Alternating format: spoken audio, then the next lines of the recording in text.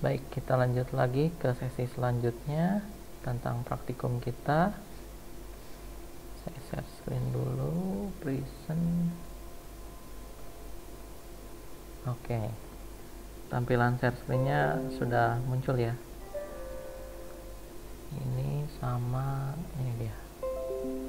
Nah, yang selanjutnya adalah di sini kita punya yang namanya setting untuk page layout. Page layout itu apa sih Pak? Page layout itu untuk mengatur ukuran kertas, pilihan kertas yang akan kita gunakan. Nah, di sini caranya adalah teman-teman di sini bisa pilih page layout ya. Di sini ada beberapa di sini pilihannya, ada margin, ada orientasi, ada size dan column. Nah, saya akan coba dulu yang namanya tentang size dulu. Nah, di sini size itu macam-macam ya, ada mulai jenis size-nya itu letter, tabloid, legal, eksekutif, A3, A4, A5 dan sebagainya. Ukuran kertas yang paling sering digunakan itu biasanya ada dua, ada ukuran A4 di sini dan ada ukuran legal. Tapi untuk ukuran legal ini sebetulnya dia posisinya itu dengan ukuran kertas letter di yang ukuran panjang itu atau F4 gitu ya, itu dia ukurannya berbeda beberapa sentimeter, jadi ukurannya nggak tepat sama segitu si sentimeternya. Nah, biasanya untuk laporan yang kita gunakan yaitu untuk ukuran A4. Nah, ini kita setting dulu A4. Kalau sudah di setting A4, selanjutnya adalah kita nyeting margin. Nah, marginnya ini di sini kita klik. Di sini ada beberapa pilihan ya, ada last, custom, kemudian berarti custom yang sebelumnya normal, narrow, moderate, wide, mirror, dan Office 2000 default. Nah, untuk menampilkan lebih detailnya lagi itu kita bisa pilih yang namanya custom margin. Nah, custom margin ini saat kita klik di sini ada muncul ya tampilannya, yaitu page setup, ada margin, ada orientasi, ada page, ada preview, ada apply to, dan juga di sini ada set as default, oke, dan cancel. Nah, di sini kalau ukurannya dia posisinya tidak sentimeter, misalnya milimeter gitu, teman-teman bisa setting di sini di file, kemudian cari yang namanya option, kemudian pilih yang namanya advance. Nanti di advance di scroll down ke bawah di tampilan display, di sini ada yang namanya show measurement in units of. Nah, ini diganti, jadi posisinya ini di sentimeter supaya kita gampang untuk melakukan set bagian marginnya tadi. Nah, ini kita pilih ya yang sentimeter, kemudian kita kembali lagi ke sini. Nah, untuk ukuran laporan sendiri itu biasanya settingan sebelah kiri itu pasti selalu lebih besar, biasanya pakai angka 4 cm, dan juga untuk atas itu besar juga 4 cm. Sisanya bottom dan juga right itu dikasih 3, ada settingannya seperti ini, ada yang settingan 3, ada yang settingannya topnya juga dikasih 3 sama gitu. Jadi yang jelas settingan yang paling utama biasanya ukuran leftnya itu lebih besar dibanding ukuran sentian yang lain. Kenapa? Karena fungsinya pada saat laporan ini dicetak dia kan akan dijilid tuh. Nah, pada saat menjilid itu membutuhkan istilahnya 1 cm gitu bagian yang akan terpotong gitu. Nah, kemudian yang selanjutnya di sini adalah orientasi ya, teman-teman bisa pilih. Ada orientasi, ada 2 di sini, ada yang portrait dan juga landscape. Kalau portrait ini tampilannya akan seperti ini, jadi tampilannya vertikal. Sedangkan untuk yang tampilan landscape di sini bisa dipilih juga ya, orientasinya sebelah sini itu dia posisinya akan jadi kertasnya tidur atau horizontal gitu. Nah, kemudian saya lanjut lagi. Yang selanjutnya tadi size sudah, kemudian margin sudah. Kemudian yang selanjutnya adalah columns. Nah, di sini ada yang namanya column. Kita dalam membuat sebuah kalimat, misalnya ini butuh dibikin jadi 2 kolom nih. Ini kan posisinya adalah 1 kolom ya. Kita bisa pilih di sini column, di sini ada pilihan, ada kolomnya mau berapa nih? Mau 1 kolom, mau 2 kolom, 3 kolom, 4 kolom, dan seterusnya. Nah, di sini tadi saya udah jelaskan mengenai baris dan kolom. Jadi kalian udah tahu tuh bedanya baris apa dan juga kolom apa. Tadi saya contohkan dari bikin sebuah tabel ya. Ini ada berapa baris, ada berapa kolom. Nah, di sini misal contoh untuk paragraf ini akan saya bikin yang namanya 2 kolom. Itu bisa langsung pilih yang ini, yang to, atau bisa pilih yang ini, pilihan more column. Nah, untuk tampilan yang more column di sini tampilannya lebih lengkap lagi karena di sini dia ada yang namanya width dan juga spacing. Jadi nambahin untuk ukuran si jarak masing-masing kolomnya tuh berapa gitu. Nah, ini contoh saya pilih 2 ya. Di sini 2 itu artinya dia jarak si width-nya, jadi lebar si si kolomnya itu 6,37 cm, sedangkan spacingnya itu adalah jarak antar kolomnya itu sendiri dari kolom 1 ke kolom 2 itu adalah sebesar 1,27 cm. Nah, ini bisa kita atur, mau kita atur set berapa itu terserah, bisa gitu. Ini saya pakai default dulu ya, default 1,27 sama 6,37. Saya pilih OK. Nah, setelah saya pilih OK, di sini muncul nih udah mulai terbagi. Nah, ukuran yang tadi yang 6 cm sekian itu yang ini, sedangkan ukuran yang 1 cm sekian yang jarak spacingnya itu yang ini. Ini bisa kita atur. Itu untuk penggunaan column. Nah, saya mau tanya dulu nih. Dari tadi margin, orientasi, size sama column ada yang mau ditanyain dulu apa enggak nih?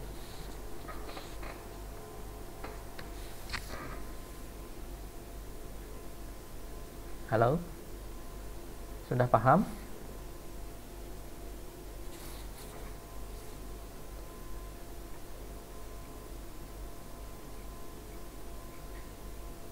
Halo? Cek sound.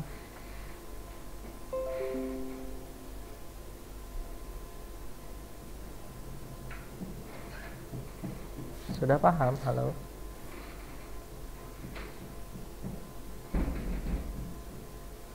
Oke, kalau sudah paham, selanjutnya saya akan lanjutkan tentang penggunaan pembuatan yang namanya penomoran halaman. Nah, penomoran halaman itu kita akan bahas dari yang namanya heading dan juga footer. Jadi di dalam sebuah page ya, baik itu laporan maupun nanti saat kalian bikin aplikasi misalnya di web atau di mobile dan desktop, di web dan mobile itu ada yang namanya di desktop juga ada sih, di desktop juga ada yang namanya header dan juga footer. Nah, header ini di sini di Office dia adanya posisinya di atas, pasti header itu di atas, sedangkan footer itu posisinya pasti ada di bawah. Nah, ini maksudnya di sini pada saat kita klik di sini ada yang namanya header section 1. Kemudian di sini ada footer section 1. Nah, di sini untuk header biasanya yang dituliskan adalah nama judul. Misalnya saya buat di sini laporan praktikum 1 kelompok misalnya 2. Judulnya apa? Pembuatan laporan. Nah, ini untuk penggunaan header. Untuk header biasanya ini pakai stylenya itu style yang model italic. Nah, jadi pada saat dia dicetak dia posisinya di print akan muncul, tapi posisinya untuk tulisan kecerahan istilahnya kontras warnanya itu tidak akan sekontras warna tulisan yang ada di teks body ini gitu. Itu untuk penggunaan penulisan header. Kemudian untuk penggunaan pembuatan footer. Nah, di sini footer itu biasanya dipakai untuk penggunaan page number atau misalnya halaman dari halaman dari laporan tersebut. Misal ini saya kasih contoh, kita akan bikin yang namanya halaman penomoran menggunakan bottom of page. Ini ada tipenya ya, ada top of page berarti page numbernya dia ditaruh di atas, kalau ini ditaruh di bawah. Kemudian ada page margin, di sini marginnya mau berapa, kemudian ada posisi sebelumnya. Nah, ini kita akan coba pakai yang bottom of page. Di sini saya ambil yang posisinya ada di center, bisa yang di center, bisa yang di sebelah kanan ya. Jadi umumnya itu ada 2, yang ini sama yang ini. Nah, saya pakai yang ini misalnya.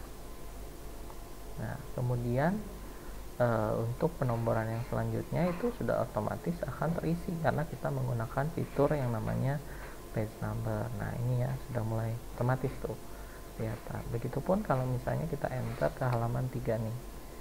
Nah, halaman 3 selanjutnya sudah otomatis untuk penomoran halamannya juga terisi. Ada yang mau ditanyain dulu tentang penomoran halaman? Ini mau tanya Pak, Boleh. kalau kan biasanya di laporan itu nomorannya ada yang Romawi, ada yang numbering biasa. Itu Ya. gimana Pak biar di satu file? Oke, good pertanyaannya. Jadi kalau misalnya kita mau memisahkan antara penomoran yang satu dengan yang lain di satu lembaran yang yang sama, itu bisa menggunakan section. Nah, section di sini ada di, sebentar saya buka dulu ya. Section mana ya? Section. Saya buka dulu ini modulnya nih, pakai section. Nah, ini format ini yang Romawi. Nah, ini dia membuat page number section. Jadi kita bisa, sebentar, saya contoh dulu ya. Yang pertama adalah kita blok dulu. Di sini ada fitur yang namanya different first page, kemudian ada different odd dan even page. Jadi perbedaannya adalah kalau yang ini saya klik, itu artinya page yang ini dia akan berbeda dengan page yang selanjutnya. Sedangkan kalau saya pakai yang ini misalnya posisinya ada di yang nomor 2 ya, ini saya blok. Kalau saya pakai yang ini, pilihan yang different odd and even page, itu artinya untuk page ini hanya page ini saja yang berbeda dari page sebelumnya dan juga page setelahnya. Jadi ini fungsinya untuk itu. Ini saya akan coba, misalnya ini saya blok pakai differentnya. Nah, ini saya ganti bottomnya. Sorry, saya ganti dulu numbernya, start at 1. Nah, di sini saya bisa tambahkan tambahkan page number pakai Romawi. Saya tambahin dulu deh ini. Udah gitu saya blok, saya format page number, saya pilih yang ini. Oke. Nah, ini contohnya ya. Jadi saya membuat si halaman yang pertama itu berbeda dengan halaman yang kedua. Jadi saya halaman pertama ini bisa nih pakai penggunaan fitur yang numberingnya tuh pakai Romawi, sedangkan halaman kedua saya mulai dengan angka 1 penggunaan number gitu. Jadi nggak Romawi gitu, Inaya. Bagus pertanyaannya. Iya, makasih Pak. Jadi ini biasanya ini ya penting kalian saat bikin section. Biasanya Pak, bab 1 misalnya, bab 1 sampai selesai itu isinya dimulai dari nomor 1, kemudian bab 2 juga dimulai lagi dari nomor 1. Bisa itu pakai seperti tadi saya praktekkan. Jadi kita bisa misahin, kita mau nomorin si halaman itu nomor berapa gitu. Bahkan ini ini harusnya misalnya nomornya bukan 1, saya mau ganti lagi, itu bisa ya. Di sini ada fiturnya yaitu format page number. Nah, ini tinggal kita pilih aja kita mau ngatur dimulainya nomor berapa start yang ini, karena yang ini tuh halamannya beda. Yang ini yang halaman daftar pustaka ini beda sama halaman yang ini.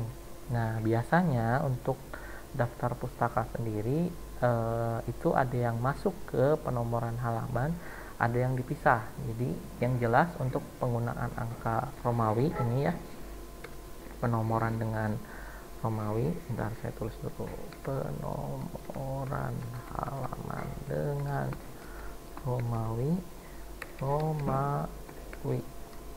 itu mulai dari kata pengantar, kemudian daftar isi, kemudian daftar gambar, kemudian daftar tabel, kemudian daftar simbol. Nah, sedangkan untuk penomoran cover tidak boleh ada penomoran, sedangkan penomoran untuk bab itu langsung dengan penomoran angka. Nah, ini dia kalau penomoran si halaman Romawi daftar pustaka nih, satu lagi daftar pustaka termasuk ke dalam penomoran angka. Ini yang lazim ya, yang lazimnya itu seperti ini. Jadi cover itu dia tidak boleh ada penomoran di bawahnya, sedangkan penomoran halaman dengan Romawi itu dipakai untuk kata pengantar, daftar isi, daftar gambar, daftar tabel, daftar simbol, kemudian juga kalau misalnya ada kosakata dan sebagainya, pokoknya sebelum dari bab itu dimulai. Sedangkan untuk penomoran babnya itu langsung pakai penomoran angka, dimulai angka 1. Jadi dimulai sampai angka 1 dan seterusnya halamannya. Kemudian untuk daftar pustaka ini dia termasuk ke dalam penomoran angka dari penomoran bab. Misalnya ini babnya ya, misal contoh ternyata bab 3 itu halaman sampai dengan 102, misalnya banyak tuh ya, bab 3 nya sampai 102 lembar Pak. Nah, sedangkan udah gitu lanjut kesimpulan saran misalnya halaman 103. Nah, untuk si daftar pustakanya itu masuk ke halaman 104. Nah, ini itu nanti dibikin semua yang ada ya, jadi kayak daftar pustaka, kemudian kesimpulan saran, kemudian babnya, kemudian subbab, kemudian kata pengantar, daftar isi, daftar gambar, kemudian kalau ada pengesahan di sini pengesahan, daftar tabel, daftar simbol, itu masuk semua ke dalam daftar isi yang kita buat pakai kemarin tuh, heading, penggunaan teknik heading dan juga penggunaan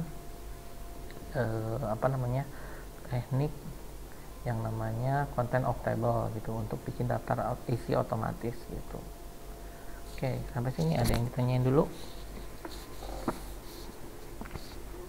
Kalau lampiran masuk ke dalam penomoran enggak, Pak? Lampiran, nah good pertanyaannya. Lampiran itu biasanya ditaruhnya setelah kesimpulan.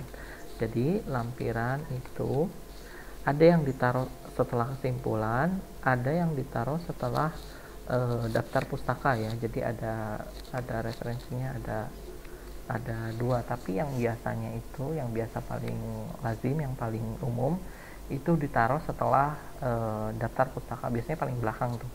Nah, lampiran ini bisa dimasukkan ke dalam daftar isi ya, daftar isi bisa juga tapi kalau dimasukin ke daftar isi penulisannya, sebentar saya ambil contoh dulu. Saya punya contoh nih lampiran, biar saya contohkan aja ya, saya punya contohnya.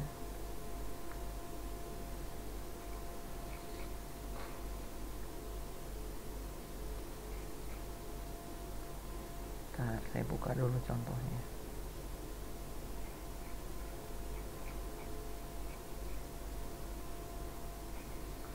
Kemudian saya share screen lagi.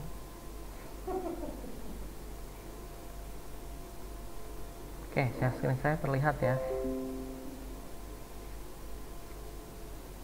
Sudah terlihat? Terlihat, Pak. Oke, jadi setelah daftar isi, ini kan daftar isi ya, ini halaman terakhirnya tuh misal contoh 135. Saya lanjutkan dengan lampiran. Nah, lampiran itu biasanya berupa gambar atau tabel. Nah, itu penulisannya langsung ditulis dengan dilanjutkan penomoran halaman dari daftar pustaka. Tapi jangan lupa di sini ditulis untuk lampiran, setiap satu lampiran yang dilampirkan itu harus ada penomoran lampiran. Misalnya lampiran 1 ini gambar siup. Nah, ini contohnya yang ini ya, yang mana sih? Nah, nanti di sini misalnya ada lampiran ya. Berarti tadi ada yang namanya daftar lampiran. Nah, di sini ditambahin. Ada satu lagi daftar lampiran, begitu. Oke, bagus pertanyaannya. Ada lagi yang mau ditanyain? Makasih, Pak. Ya, yang lain nih, yang lain. Baru Inayah nih yang paling aktif. Yang lain kemana nih?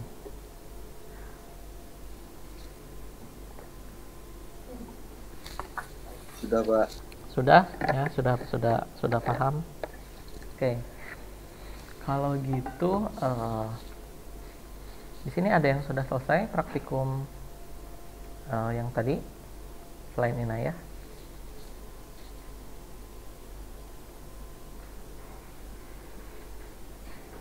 Ada yang sudah selesai belum?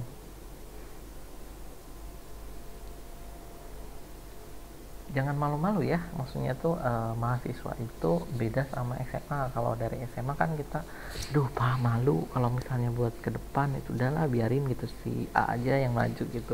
Justru pada saat kita menjadi mahasiswa, kita tuh harus aktif gitu, karena disitulah kunci keberhasilan. Kalau kita nggak aktif, pasti kita akan ketinggalan. Dan kalau kita ada yang nggak tahu atau misalnya kurang paham, nggak ngerti, kita nggak nanya, diem, itu justru bakal jadi istilahnya nimbun suatu permasalahan gitu. Jadi menurut saya kalau misalnya kalian sebagai mahasiswa justru harus lebih aktif lagi gitu, jadi nggak pasif tuh. Ada yang sudah praktikum yang barusan selain Inayah nih?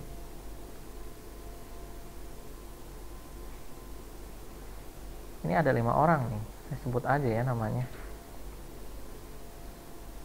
Ada Raza, ada Nurmawati, ada Aldian, sama Rizky Abiuraksa. Mana nih suaranya? Yang sudah mana nih suaranya?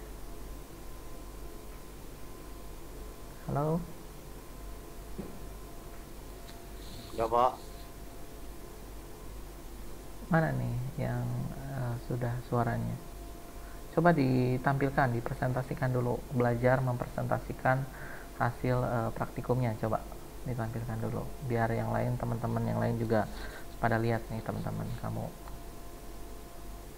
Sekalian kita diskusi, bahas hasil praktikumnya. Ayo, tampilin.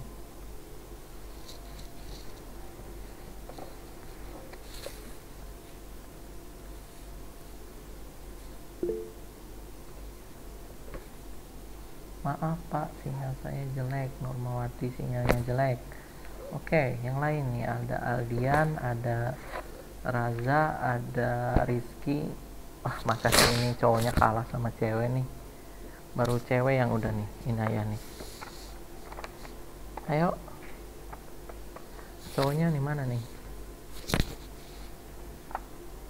Siapa aja sok yang sudah presentasikan?